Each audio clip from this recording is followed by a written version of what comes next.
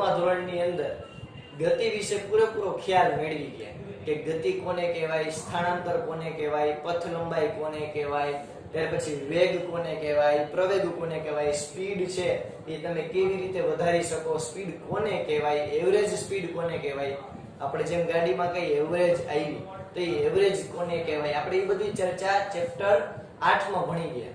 એટલે કે ગતિ ચેપ્ટરમાં આપણે પૂરેપૂરો અભ્યાસ કરી ગયા કે ગતિ વિશે આપણે જેટલી પણ માહિતી મેળવવી જોઈએ એ બધી માહિતી મેળવી લીધી. આ સિવાય સમય સાથે ગતિમાં કેમ ફેરફાર આવે એને આલેખ રૂપે કેવી રીતે દર્શાવવું એ પણ આપણે ભણી ગયા. હવે આપણે આપણું નવું ચેપ્ટર શરૂ કરીએ છીએ. તો આપ સૌનું સ્વાગત છે આપણા નવા સોપાનમાં કે જેનું નામ છે ચેપ્ટર નંબર 9 બળ તથા ગતિના નિયમ. તો જો આ ચેપ્ટર છે એ આગલા ચેપ્ટર સાથે રિલેટેડ છે. કેવી રીતે? તો કે આગલા ચેપ્ટરમાં આપણે જેટલું ભણ્યા એનો જ અહીંયા કંઈક ને કંઈક ઉપયોગ આવશે. અને આમાં આપણે આપણો એક નવો કન્સેપ્ટ આમાં એપ્લાય કરીએ છીએ, બળ. ઓકે, ચેપ્ટરનું તમે ધ્યાનથી ટાઇટલ વાંચો તો છે બળ તથા ગતિના નિયમ. બળ એટલે તો કે આપણને ખબર છે, તમે 8મા ધોરણમાં ભણી ગયા કે જ્યારે કોઈ પણ પદાર્થને હું ધક્કો મારું કે ખેંચું તો હું પદાર્થ પર બળ લગાડું છું એમ કહેવાય. જ્યારે હું કોઈ પણ પદાર્થને ધક્કો મારું અથવા તો કોઈ પદાર્થને ખેંચું તો હું તે પદાર્થ પર બળ લગાડું છું એમ કહી શકું. તો બળની વ્યાખ્યા પ્રોપર એ થઈ. આ સિવાય તમને બધાને ખબર છે કે હું જ્યારે કોઈ પણ પદાર્થ હોય, આપણી આગળ કોઈ વિદ્યાર્થી, આપણો કોઈ ભાઈબંધ આવેલો જતો હોય તો આપણે એને જોરથી ધક્કો મારી તો એ પડશે અથવા તો આગળ તરફ વયો જશે, થોડો દોડી જશે. તો આવી રીતે તમે એને બળ લગાડ્યું કહી શકો. આ સિવાય તમે રોજબરોજની ઘણી બધી પ્રક્રિયામાં બળનો ઉપયોગ કરો છો. ફોર એક્ઝામ્પલ, આપણે ટૂથપેસ્ટ છે એમાંથી આપણે પેસ્ટ બહાર આવે એના માટે આપણે કોલગેટમાં ધક્કો મારીએ છીએ આપણા અંગૂઠા વડે. કે કોઈ પણ ટૂથપેસ્ટ હોય, તમે ફોર એક્ઝામ્પલ કોલગેટ વાપરતા હોઈએ ટૂથપેસ્ટ તરીકે, તો આપણે એમાં હળવેકથી પ્રેસ કરશું અંગૂઠાથી કે જેથી પેસ્ટ છે એ બહાર આવે ને આપણા બ્રશમાં આપણે લઈએ. આ સિવાય બીજા ઘણા બધા ઉપયોગ આપણે કરી શકીએ. જેમ કે આપણે જ્યારે સ્નાન કરીએ છીએ ત્યારે આપણને ખબર છે કે આપણે સાબુ છે ને બહુ જોરથી પકડી અને પછી આપણે આપણા શરીર પર લગાડશું. આ સિવાય બીજા વ્યવહારમાં ઘણા બધા એક્ઝામ્પલ, જેમ કે તમારે કોઈ લખવું છે તો એના માટે તમે પ્રોપર પેનનો ઉપયોગ કરશો તો પેનને પકડવા માટે પણ તમારે બળ લગાડવું પડશે. અને તમને બધી તો ખબર જ હશે, ક્યારેક અચાનક ક્યારેક એવું બને કે ઘણી બધી બુક ઉતારવાની અથવા તો ઘણું બધું લખવાનું દે આપણને શિક્ષક, તો તમારી જે હાથ છે હાથ એ એકદમ દુખવા મળશે. શું કામ? કારણ કે તમે સતત પેન છે એના ઉપર બળ લગાડો છો. આ સિવાય વ્યવહારમાં ઘણા બધા એક્ઝામ્પલ છે. આપણા માતા પિતા છે એ ઘણા બધા કામ કરતા હોય છે. જેમ કે આપણી માતાઓ છે તો એ લોકો જ્યારે કપડાં ધોતા હોય, પોતું કરતા હોય તો આ બધી ક્રિયાઓમાં પણ બળનો ઉપયોગ થાય છે. તો આ બધા એટલે રોજિંદા જીવનના ઉપયોગો કે જેમાં આપણે બળનો ઉપયોગ કરીએ છીએ. આ સિવાય આપણે ભણશું આ ચેપ્ટરમાં ગતિના નિયમ. એટલે કે આપણે આગળના ચેપ્ટરમાં ગતિ વિશે ભણ્યા, એ ગતિના નિયમ આ બળના કન્સેપ્ટમાં ક્યાં ઉપયોગ આવે છે અને એની મદદથી આપણે શું શું વસ્તુ સમજી શકીએ છીએ આપણે એ આ ચેપ્ટરમાં જોશું. તો સૌથી પહેલા આપણે બળ વિશે સમજી લઈએ, કારણ કે પહેલા આપણે બળ ભણશું, ત્યાર પછી આપણે ગતિના નિયમો ભણશું કે ગતિ ક્યારે થાય, કેવી રીતે થાય, કઈ સપાટી પર કેવી રીતે ગતિ થઈ શકે એમ છે. તો આ બધી ચર્ચા છે એ આપણે ગતિના નિયમો ભણશું. ઓકે, આપણે બળ વિશે પહેલા આપણે ચર્ચા કરીએ. બળ કોને કહેવાય? તો આપણને બધાને ખબર છે કે બળ એટલે શું? તો કે જ્યારે હું કોઈ પદાર્થને ધક્કો મારું કે કોઈ પદાર્થને ખેંચું તો ત્યારે મેં તે પદાર્થ પર બળ લગાડ્યું કહી શકાય. ઓકે, હવે આપણે બળનો ખ્યાલ પહેલા સ્પષ્ટ કરીએ. કોઈ પદાર્થને ગતિમાં લાવવા અથવા તો કોઈ પદાર્થની અવસ્થા બદલવા માટે એને ખેંચવી કે ધકેલવી પડે. જેમ કે આ માની લો કે કોઈ વિદ્યાર્થી ઊભો છે તો મારે એને ગતિમાં લાવવો હોય, એટલે કે એને દોડતો કરવો હોય તો હું જોરથી એક સોટી મારીશ. ના, એવું કરાય નહીં. પણ જોરથી માની લો કે હું ધક્કો મારીશ તો વિદ્યાર્થી થોડોક દોડશે, થોડોક એટલે 2 ક્ષણ પૂરતો પણ દોડશે તો ખરા. અથવા એને ધક્કો લાગશે તો એ સ્થિર ઊભો તો એમાંથી આવી રીતે ગતિમાં આવી થોડી ક્ષણ પૂરતો. તો કોઈ પદાર્થને ગતિમાં લાવવા અથવા એની અવસ્થા બદલવા માટે તેને ખેંચવી કે ધકેલવી પડે. ફોર એક્ઝામ્પલ, બીજું ઉદાહરણ આપું. માની લો કે મારી પાસે કોઈ બોલ હોય તો બોલને હું જોરથી પ્રેસ કરીશ તો એનો આકાર થોડોક બદલાશે. ઓકે, એનું એક આપણે ઉદાહરણ જોઈએ. જો આપણી પાસે એક અહીંયા બોલ છે. હવે આ બોલને હું બંને બાજુથી ખેંચું છું તો આ બોલની જો અવસ્થા છે એમાં થોડોક ફેરફાર થશે. ફોર એક્ઝામ્પલ, હું બહારની બાજુ ખેંચું તો પણ એની જો અવસ્થા છે એના આકારમાં જો થોડો ફેરફાર થશે. તો આવી રીતે હું જ્યારે કોઈ પણ પદાર્થ પર બળ લગાડું તો ક્યારે લગાડું તો કે હું એ પદાર્થને ગતિમાં લાવવા અથવા એની અવસ્થા બદલવા ખેંચવી કે ધકેલવી કરી શકીએ. હવે ગતિમાં લાવવા તો કે હું આ બોલ છે ને આવી રીતે જોરથી ઘા કરીશ, બરોબર, તો આપણે એને ગતિમાં લાવી શકશું. ઓકે, ત્યાર પછી છે બળ લગાડવાથી પદાર્થના વેગમાં ફેરફાર થાય છે. આ દડો અત્યારના સ્થિર છે. હવે હું આને જોરથી આવી રીતે ઘા કરીશ તો એ ભટકાશે દિવાલ સાથે, તો એના વેગમાં શું થયું? ફેરફાર થયો, એની સ્પીડ વધી. અત્યારના જો આ સ્થિર છે પણ હું આને જોરથી ઘા કરીશ તો આવી રીતે તે ગતિમાં આવશે, આપણે એવું કહી શકીએ. ઓકે, આ સિવાય તો કે જો બળ લગાડવાથી એની આકાર અને સાઈઝમાં ફેરફાર થાય છે, એ આપણે આમ પહેલા જોયું. આ સિવાય તમે બીજું ઉદાહરણ છે કે જ્યારે ઘરમાં લેડીઝ છે એ લોકો જ્યારે લોટ બાંધતા હોય, આપણે ગુજરાતી ભાષામાં લઈએ તો આપણને ખબર છે કે લોટ બાંધશે તો અતિશય બળ લગાડશે એના હાથ વડે, જેથી લોટનો સતત આકાર છે એ બદલતો રહેશે. ઓકે, આ સિવાય બળ છે એના વિશે આપણને પેલા પૂરેપૂરી ચર્ચા થઈ. તો કે બળ લગાડવાથી શું થાય? તો કે બળ લગાડવાથી વસ્તુનો આકાર બદલે, વસ્તુની સાઈઝ બદલે, વસ્તુના પરિમાણ બદલે, એમ કહી શકો. આ સિવાય તો કે વસ્તુ છે એને તમે ગતિમાં લાવી શકો, ગતિમાં વસ્તુ હોય તેને તમે સ્થિર કરી શકો. આવી બધી વસ્તુ તમે કરી શકો.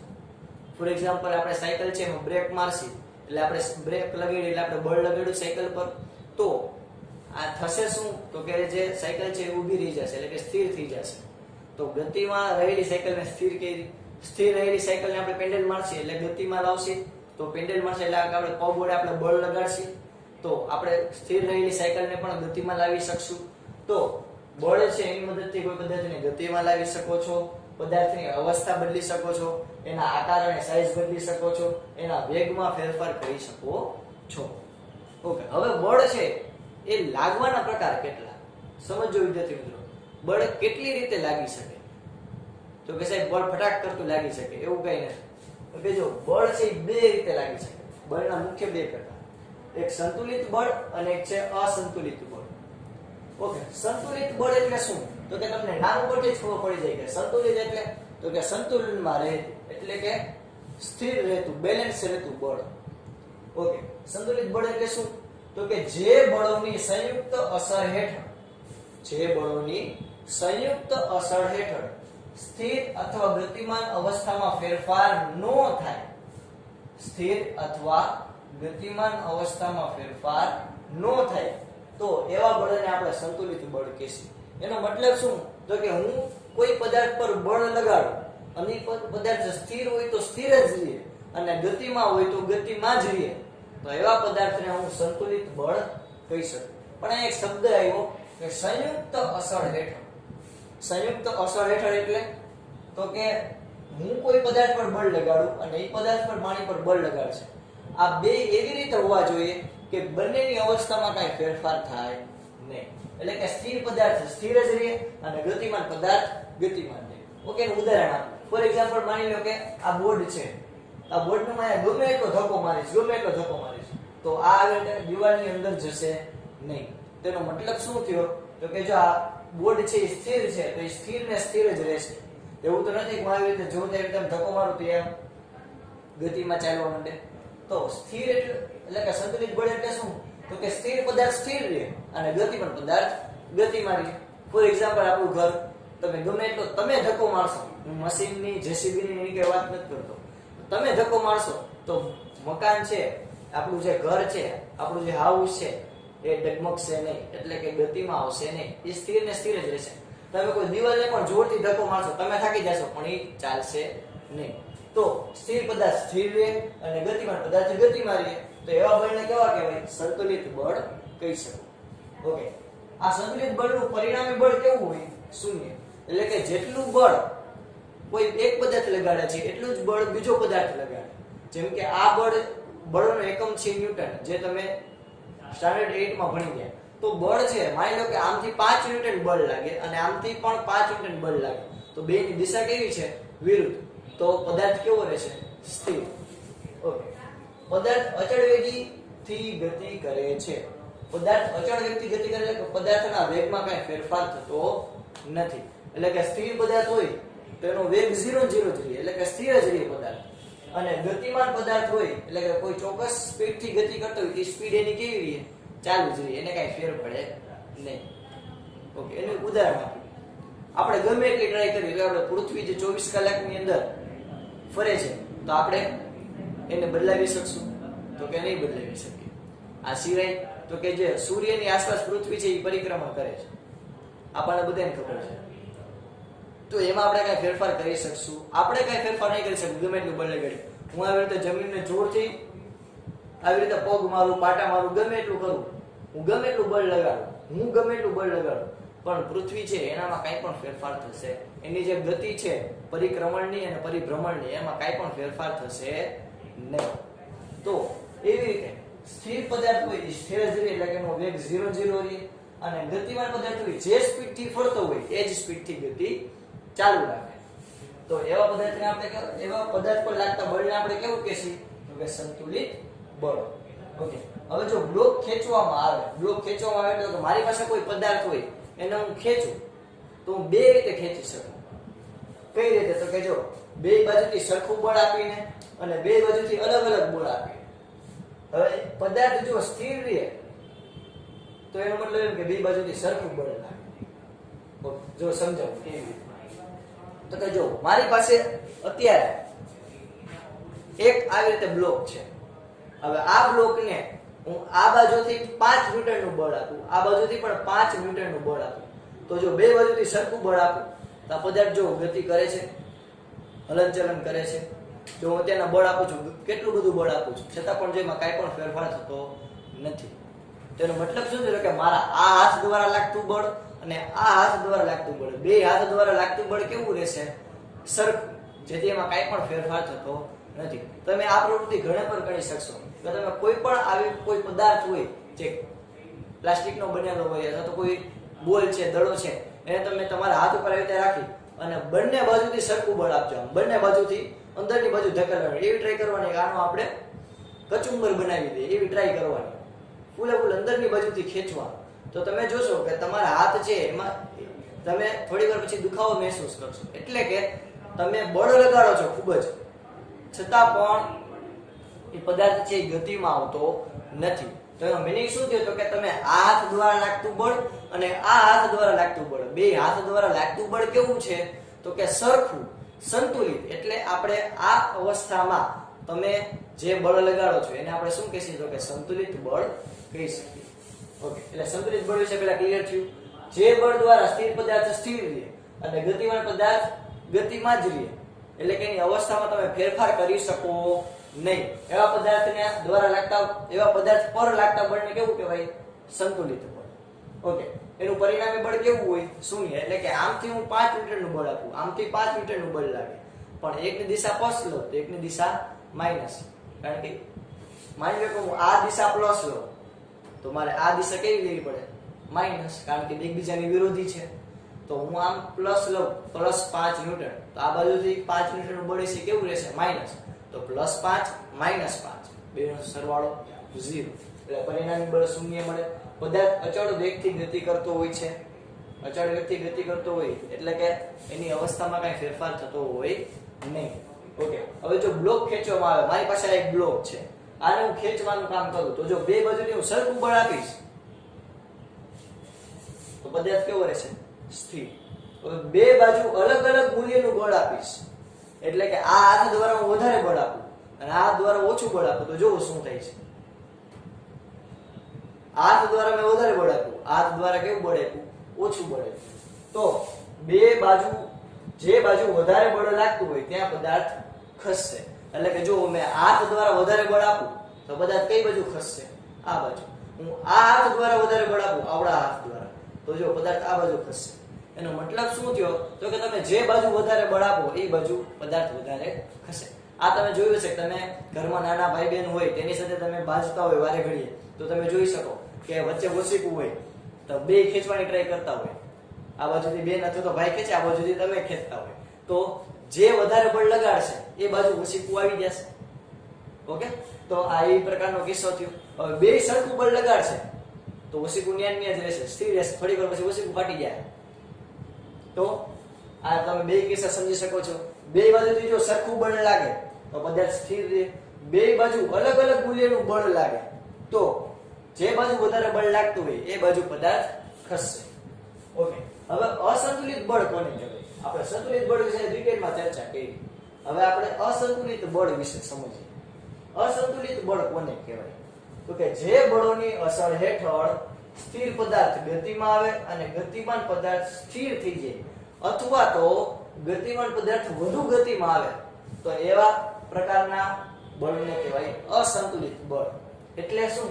તો કે જો સ્થિર પદાર્થ ગતિમાં આવે, એનું ઉદાહરણ આપો.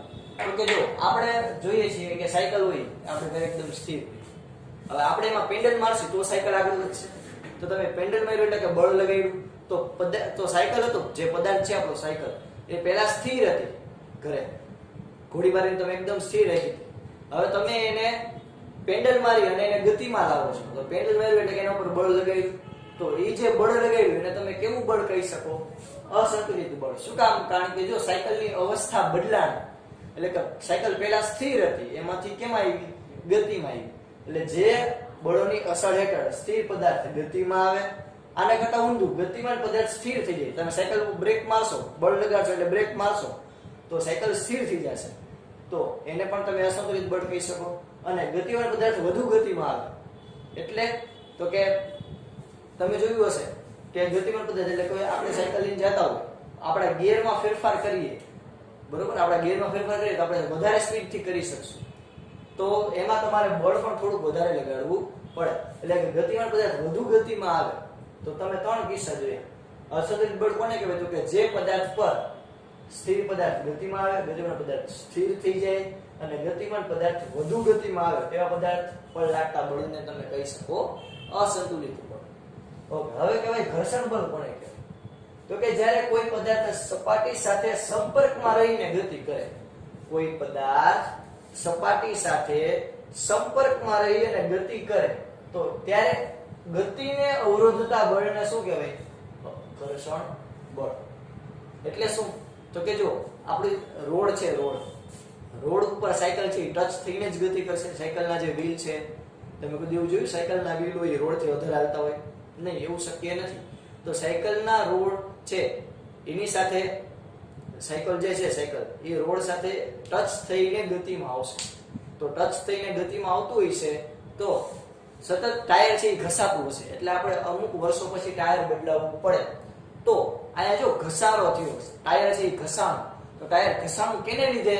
તો કે જે રોડ છે, રોડ અને જે સાયકલનું ટાયર છે એ બે એકબીજાના સંપર્કમાં આવ્યા, એકબીજા સાથે અડ્યા, એકબીજા સાથે સંપર્કમાં આવે અને સાયકલ સતત ગતિ કરે તો એનું જે ટાયર છે એ ઘસાતું જાય. એ ઘસારો લાગ્યો, એ ઘસારા લાગવા માટે કયું બળ જવાબદાર છે? ઘર્ષણ બળ.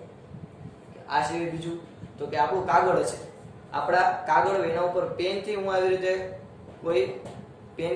લખવાનું શરૂ કરું તો કાગળ અને પેન છે એ બે વચ્ચે ગતિને અવરોધતું બળ લાગશે, જેથી તમે લાંબા સમયગાળે થોડાક થાકી જશો.